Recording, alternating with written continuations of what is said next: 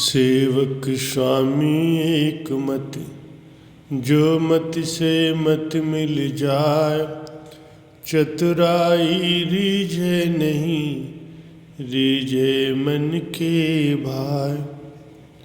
प्यारे सज्जनों, सेवक और स्वामी अथवा ये कहें कि जीव और सद्गुरु तभी एक हो सकते हैं, एक मत हो सकते हैं, जब जीव सद्गुरु की आज्ञा मौज के अनुसार आचरण करता है।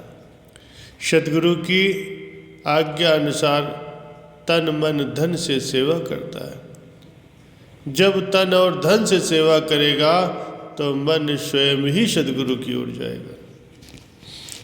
जब मन सद्गुरु के ध्यान और स्मरण में लगेगा तो उनके विचार धीरे धीरे सद्गुरु के विचारों में लीन हो जाएंगे। फिर एक ऐसा समय आएगा जब सद्गुरु की कृपा से एक मत हो जाएगा।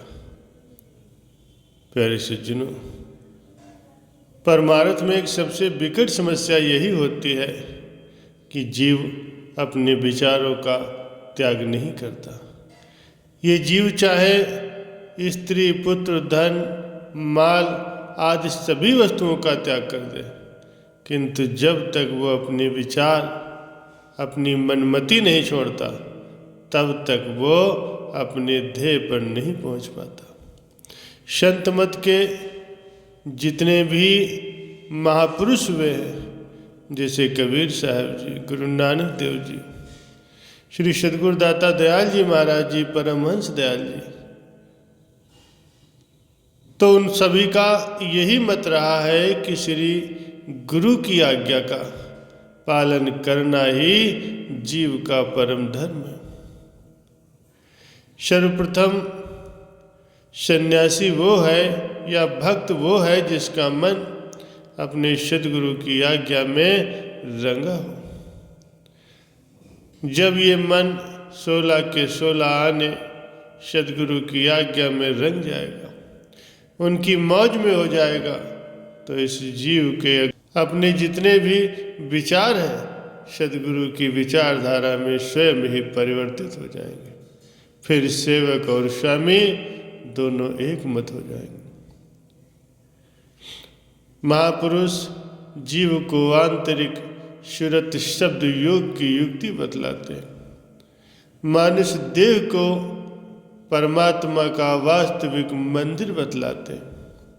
इस मानवीय काया में ही जीव को उस ज्योति स्वरूप ब्रह्म में लीन हो जाने के लिए कहते हैं। किंतु समय समय पर इस संसार में प्रकट होने वाली विभूतियों की कृपा के बिना ये जीव इस मंजिल को प्राप्त नहीं हो सकता।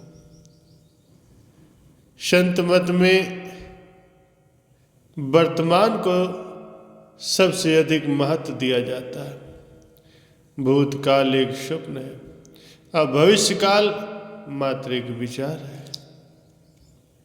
इन दोनों को छोड़कर वर्तमान समय का आदर करना चाहिए।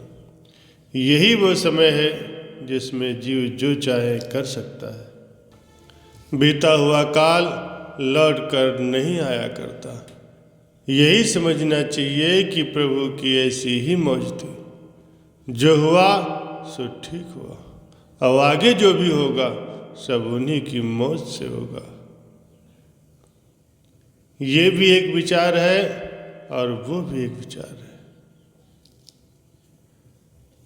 संत महापुरुष फरमाते हैं कि सद्गुरु की आज्ञा व मौज में ही अपना जीवन व्यतीत करो, उनकी सेवा करो, जिससे वो इस जीवन काल में ही यथार्थ आनंद और सुख को प्राप्त कर सके, अपनी सूरत को काल और माया के चक्र से मुक्त करा सके।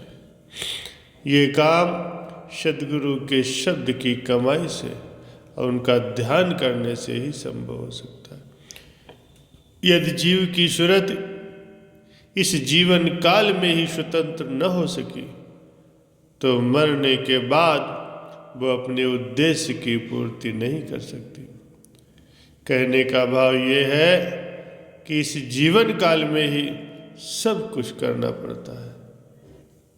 भक्ति परमार्थ के लिए संत सद्गुरु को सर्वोत्कृष्ट दर्जा दिया गया है।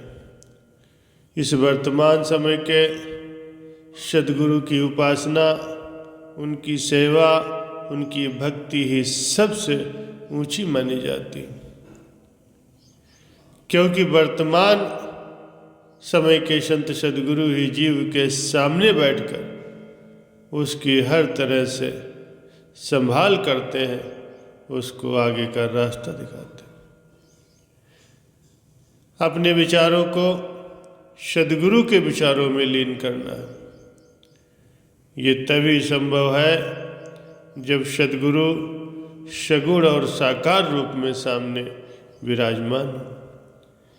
जीव का ये मन बड़ा ही चंचल है, हर घड़ी जीव को माया की ओर आकृष्ट करता है। सद्गुरु के चरणों में किए गए उनके विश्वास पर चोट करता है, उसे अनेक प्रकार के भ्रम व संशय के चक्र में डाल देता है। इन सभी बातों और रुकावटों से बचने के लिए जीव को समय के संत सद्गुरु की छत्र छाया की अत्यंत आवश्यकता है।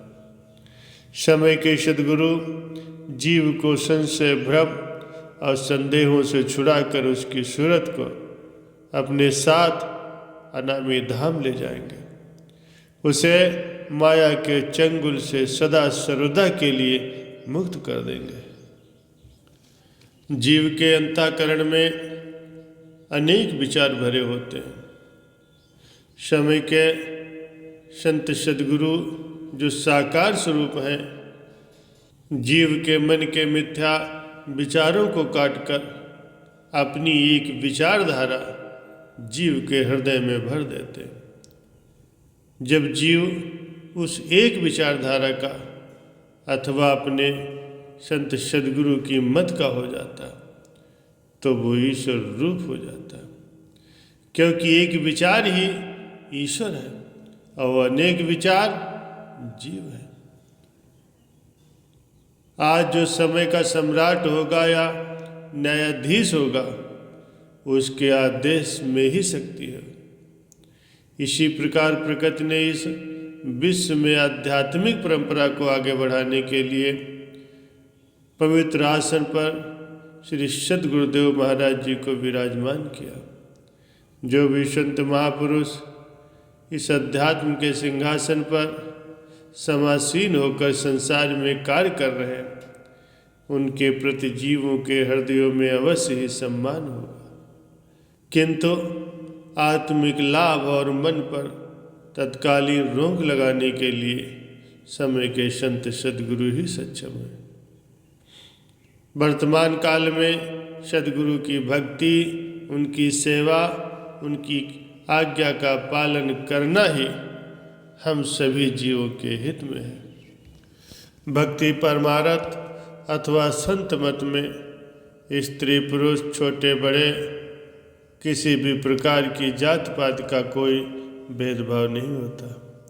इसकी शिक्षा सभी के लिए एक जैसी है। इस भांति जब जीव संत मत का अनुयायी बन जाता है तो भव सागर से इस जीवन काल में ही मुक्त हो जाता है। जीव अपना संबंध समय के संत सद्गुरु की पवित्र आज्ञा से उनके पवित्र अनाहद शब्द सुरत शब्द योग में लगाता है तो उसे नित्य सुख और अपूर्व शांति प्राप्त होती है। सुरत अपने अनामी लोग जहाँ से ये उतरी थी वहीं वापस पहुंचकर अपने मालिक संत सद्गुरु के स्वरूप में लीन हो जाती।